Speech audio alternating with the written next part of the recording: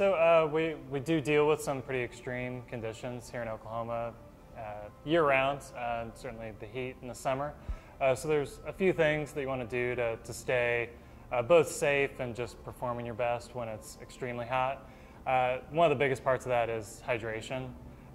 You sweat year-round, and hydration is important even in the winter, but here in the really warm summer months, extreme dehydration can certainly be an issue, and even a moderate amount of dehydration can really affect your performance. So keeping hydrated throughout the day, and especially during intense exercise where you're going to be losing a lot of fluid per hour, is critically important. So we really encourage people to keep a bottle with them or at their desk throughout the day, and some sort of hydration option, a handheld bottle or a fuel belt type setup during physical activity to keep fluids coming in. I mean, water is always a great option, but with really intense exercise, you're also going to be depleting a lot of electrolytes. So we do encourage our runners and walkers to find a sports drink that works for them. Our go-to here at the store is usually Noon, a really mildly flavored electrolyte drink. And this actually doesn't add any calories to the bottle. It's just about hydration, but adding sodium, potassium, magnesium back into the mix that you're going to be depleting. So it certainly does become important the more we're sweating to add some of those electrolytes back in. We'll usually go with something a little bit more mild like Noon or Scratch Labs or even electrolyte pills that can add that without adding the corn syrup and other things like that. Strawberry lemonade Noon. It's one of our most popular flavors, but actually our most popular is, and I think everybody from Oklahoma will get why, it's a cherry limeade flavor. So get a little bit of, that no great flavor. And no calories on this one. Yeah, just the electrolytes, and this guy has some caffeine as well. A moderate amount of caffeine, if you're used to it, is certainly not detrimental. And as far as performance is usually shown to be a slight performance enhancement, but want to stick within parameters that you're used to. I'm certainly not doing any more than you would just throughout the day. I mean, that's a pretty mild amount of caffeine compared to a cup of coffee.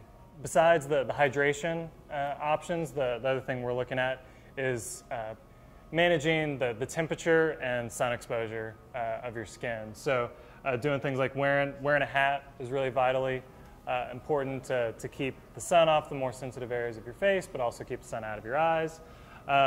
Wearing technical running materials, we're advocates to going ahead and staying covered up even when it's extremely hot versus going shirtless or just with a sports bra.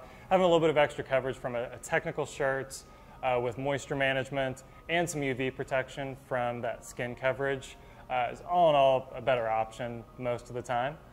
So especially in the summer, almost all of our options are going to be completely synthetic, designed for moisture management. Nike's Dry Fit's a great example of that, but a lot of great brands have running products that will really keep you cooler than just running, certainly running in cotton or running without a shirt. They're going to keep you cooler, keep your skin more protected than it would be on its own. And that also goes down to the socks. I mean, like we talked about with hydration, we're going to be sweating more this time of year, so the opportunity for blisters and chafing can go up a bit, especially in the feet. So going with a technical moisture managing sock, just like that Dry Fit top, is really critically important, because if your feet aren't happy, feet are getting blistered up, it's not going to be a good experience out there, no matter what. Certainly, if it's an option for you, getting out, at least for some of your workouts early in the morning, is a great option. You want to stay safe, stay visible. Keep in mind that just because there's a lot of hours of daylight, if you're out in the kind of the dawn hours, to be mindful of traffic and use visibility items as needed. Especially good to run with a group for really early morning. Certainly running before about 8 a.m. You're going to be a little bit cooler. It might be a bit more humid, but generally you're going to be a bit more comfortable. And then running after the peak heat of the day. We'll still have a lot of workouts this summer go at about 6 p.m. So just past that really peak heat period, when it's starting to cool down, and often the humidity is backed off a little bit by then as well. And if you want to push your workout into the evening, and again, be mindful that it's kind of like winter running in that you're going to have to think about visibility if you're running in the dark. And also keep in mind that depending on your body, running really late at night might increase your body temperature a bit and make it a bit harder to fall asleep. So we like that early morning or about 6 o'clock in the evening time periods for this time of year.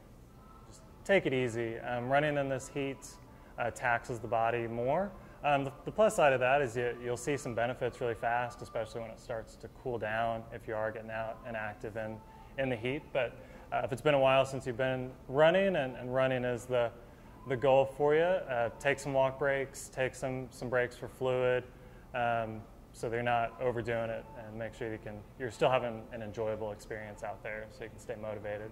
Well, we're big proponents of running with a group, both for safety, for road conditions, but also safety if you or someone you're running with happens to get a bit overheated. Having that group support, somebody else there who can stay with you, who maybe has some fluids on them, is really important in these times of year. So certainly, little incidents do happen, and having a buddy or a group to be there with you to support can be the difference between a small incident and a big incident. So we keep our groups together this time of year and make sure that they have that support system. Blisters can really hinder an activity regardless of weather. This time of year when we're sweating quite a bit more, blisters and chafing, especially in the feet, can come up a bit more easily than it does in the fall and winter. So certainly take care of the feet. So that's proper footwear, of course, but then really your next to skin contact is a great pair of socks. So our most popular sock is a little lower cut, more of a no-show sock, but a completely synthetic, moisture-wicking sock to keep the moisture moving away from the foot is going to make it less likely that those blisters and irritation pop up. A little bit of extra protection, kind of a go-to tool for all our runners and walkers is a Body Glide or a similar product. They're anti-chafing materials, safe for the fabrics that it's going on to, and it's much cleaner than using something like Vaseline. But a little layer of this next to the skin and a great sock in a well-fit shoe, it can be very likely to not have any issues with blisters, even when you're sweating a lot. Again, we like to run with a group the more extreme the conditions are, so that someone else can be keeping an eye on you. Some things to look out for. The first symptom we usually see is you go from sweating an awful lot to not sweating at all, and that's really the first sign that you need to pretty much stop that activity. And certainly if you feel any sort of dizziness or lightheadedness, in addition to that, it's a sign to really stop, get hydrated, get cool immediately.